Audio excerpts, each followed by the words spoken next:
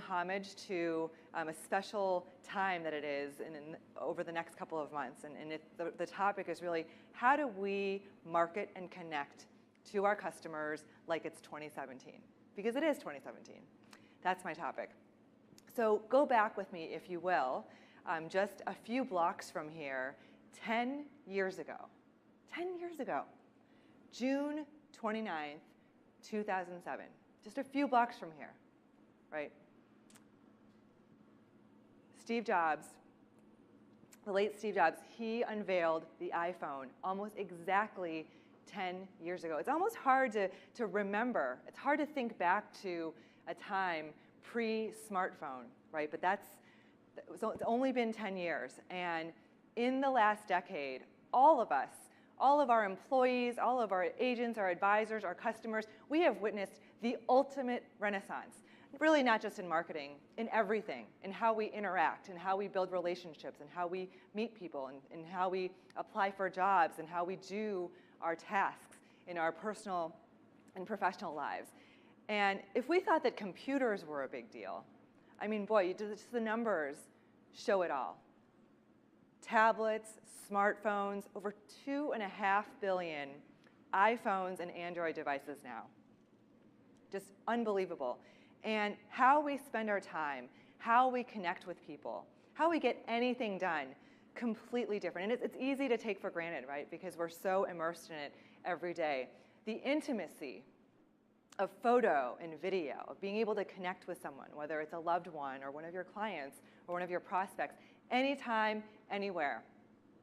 The on-demand nature and the location-aware nature of so many of the apps that we've come to take for granted. Our customers, all of us, when we want something, we want it right away. We don't want to wait. We don't want to fill out a form. We don't want to have to go in to meet someone face-to-face. We want it instantly. And unsurprisingly, over 90% of adults, and I'm guessing probably 100% of the people here, have their smartphone within arm's reach 100% of the time. And so it's really become an extension of each of us, of each of our agents and advisors, of each of our customers. And that is revolutionary. Now, not only has this changed how we interact in our personal lives, all of us and our customers want to use our mobile devices to connect with businesses. Why? Because it's convenient. That's why, right? So people want to text with businesses. They want to connect with their doctors and agents and hair salons and hotels because it's easy for them, right? They don't want to have to take out their computer or call and be put on hold. Now, this renaissance over the last 10 years has given rise to a tremendous wave of startups. Tens of thousands, hundreds of thousands of startups, many of which are located within about a 2 or 3 mile radius of where we are. We're in the South of Market, Soma neighborhood of San Francisco, which of course is the birthplace of Twitter, Instagram, Hearsay, Lyft, Uber, countless companies, all within walking distance of where we're sitting or standing now, including in the financial services industry. So financial services startups that are specifically built mobile first, mobile only. You see Robinhood, you see SigFig here. So there's been tremendous innovation as a result of the mobile platform in the last decade. Even many of your firms have invested in mobile. Many of your firms have made great strides in terms of mobile apps and robo-advice and a lot of these areas where startups are investing.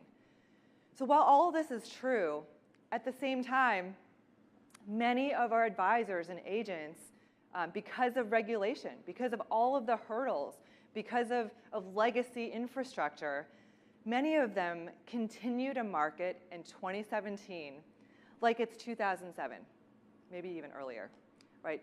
We know our agents and their staff, they're still calling, whether it's for prospecting or to chase someone who hasn't paid their bill yet. And we know they don't get through on the first try or the second try or the third try. I mean, who picks up their phone? What are the chances that when someone happens to be in the office during 9 to 5 and they call their customer, the customer isn't going to be tied up with something else and is going to be open to answering that call? We do direct mail, right, between $1, $2, $3 per direct mail. But we all know, because we're consumers too, that when we get those pieces of mail, in fact, the glossier they are, the faster they go in to that recycling bin. Right? We pay extra for the gloss, and then it goes away. And so how do we help bring our advisors along? They want to be brought along. We know this because advisors, they try in their own ways, sometimes against our wish. They're trying to get with their times. Clients text them all the time. And advisors and agents who want to be client-centric and do right by their customer, they really feel caught in a tough place, right? Do they respond? Do they not respond? And over half of advisors admit, yes, they text for business. They do it because that's what the customer wants. But they need our help.